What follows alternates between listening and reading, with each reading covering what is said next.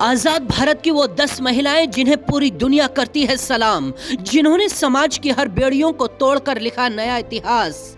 कहानी उन 10 महिलाओं की जिनके हौसलों ने भारत को नई उड़ान दी। 15 अगस्त 1947 भारत की आजादी का दिन, वो दिन जब भारत ने अंग्रेजों की गुलामी की जंजीरों को तोड़ा था। वो दिन जब भारत का तिरंगा अपनी जमीन पर शान से लहराया था। वो दिन जब हर हिंदुस्तानी ने आजाद हवा में सांस ली थी। इस दिन की खातिर सैकड़ों स्वतंत्रता सेनानियों ने कुर्बानियां दी थी।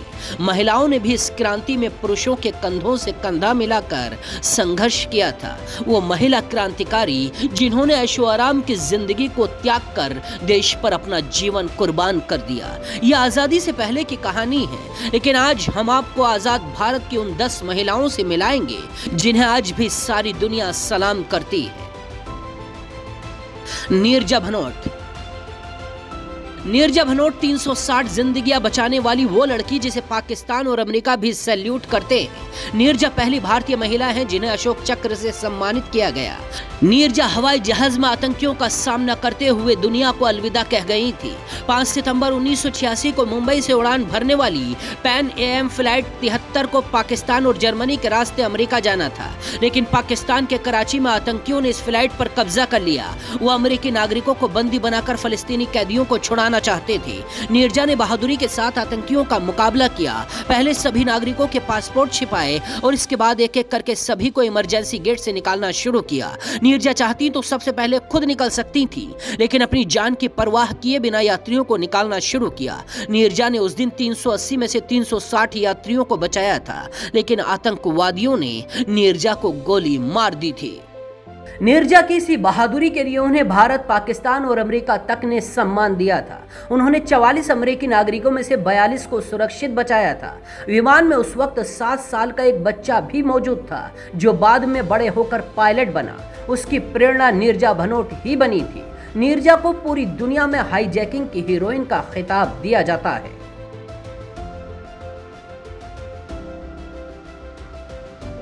सुरेखा शंकर यादव एक ऐसी महिला जिन्होंने पुरुषों के एक अधिकार को तोड़कर रिकॉर्ड बनाया और भारत की पहली महिला ट्रेन ड्राइवर बनकर इतिहास रच दिया।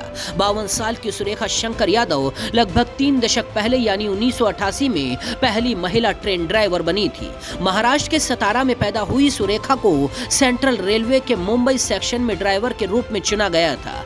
सुरेखा दिन में 10 घंटे काम करती हैं। 2011 में उन्हें एशिया की पहली महिला ट्रेन ड्राइवर का खिताब मिला था। सुरेखा ने पुणे के डेक्कन क्वीन से CST रूट पर ड्राइविंग की थी। इसे सबसे खतरनाक रास्ता माना जाता है। इस पटरी पर रेलगाड़ी चलाने के बाद ही सुरेखा को यह सम्मान दिया गया था। आज पूरी दुनिया की महिलाओं के लिए सुरेखा प्रेरणा बन चुकी है।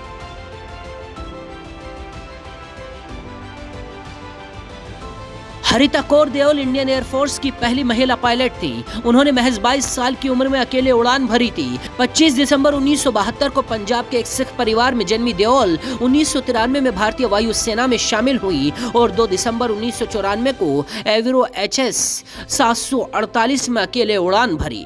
बहुत कम उम्र में अपने नाम इतिहास का एक अध्याय करने वाली हरिता कौर देओल का निधन महज 24 साल की उम्र में हो गया था। 24 दिसंबर 1996 को आंध्र प्रदेश के नेल्लोर के पास एक एयरक्राफ्ट क्रैश में 24 बाकी मेंबर्स के साथ भारत की पहली महिला पायलट की भी जान चली गई थी।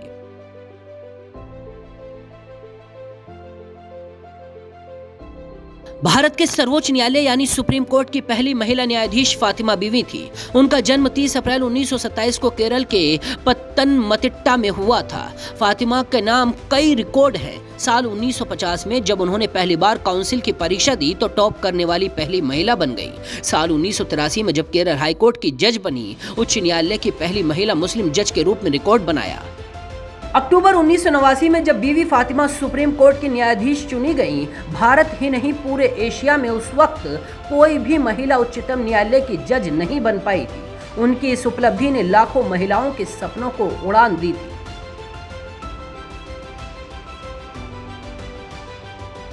बछेंद्री पाल दुनिया की सबसे ऊंची चोटी माउंट एवरेस्ट को फतेह करने वाली पहली भारतीय महिला हैं। पाल का जन्म 24 मई 1954 को उत्तराखंड के उत्तरकाशी जिले के नकुरी गांव में हुआ था। वो भोटिया जनजाति से ताल्लुक रखती हैं, जिसे अर्धघुमंतु जनजाति के रूप में जाना जाता है। बछेंद्री पाल ग्रेजुएशन करने वाली अपनी समाज की पहली महिला है। पर्वतारोही बनकर उन्होंने कई कीर्तिमान रचे, जिसके लिए उन्हें पद्मश्री, अर्जुन पुरस्कार, पद्म भूषण समेत कई पुरस्कारों से सम्मानित किया गया।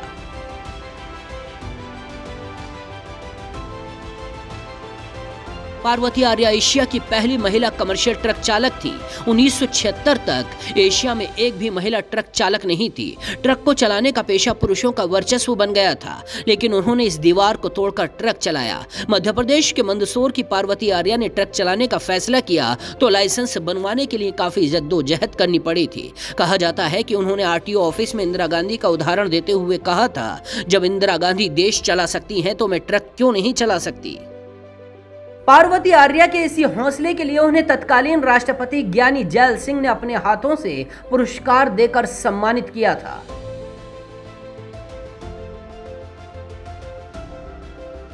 देश की पहली महिला auto rickshaw driver Sheela Dawre हैं। शीला का नाम पहली महिला ऑटो ड्राइवर के रूप में 1988 से लिम्का बुक ऑफ रिकॉर्ड्स में दर्ज है। शीला ने 12वीं की पढ़ाई के बाद 18 साल की उम्र में अपना घर छोड़ दिया था। इसके बाद वो पुणे में ऑटो चलाने लगी। 1988 से 2001 के बीच 13 साल तक उन्होंने ऑटो से लेकर मेटाडोर तक सभी तरह के वाहन चलाए और अपने पति की ताकत बनी। उनके बाद जाने कितनी महिलाएं आज ड्राइविंग कर रही हैं।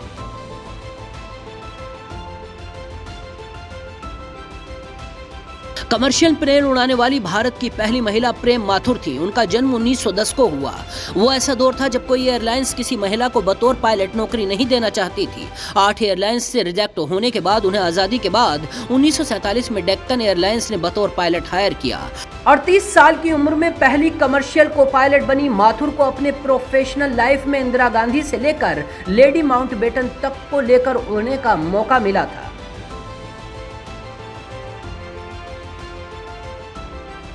भारत की पहली महिला आईएएस अन्ना राजम मल्होत्रा थी। अन्ना राजम मल्होत्रा 1991 में भारतीय सिविल सेवा की परीक्षा में शामिल हुई थी और इस आईएएस की परीक्षा पास कर देश की पहली महिला अफसर बनी। देश की पहली महिला अफसर अन्ना राजम मल्होत्रा का जन्म 17 जुलाई 1924 को केरल में हुआ था। आईएएस बनने के बाद अन्ना राजम ने अपने सेवा काल में देश के 2 प्रधानमंत्री और 7 मुख्यमंत्रियों के साथ काम किया।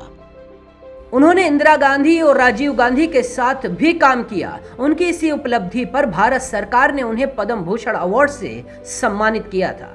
ऐसी ही बाकी खबरों के लिए भी देखते रहिए जनसत्ता.com।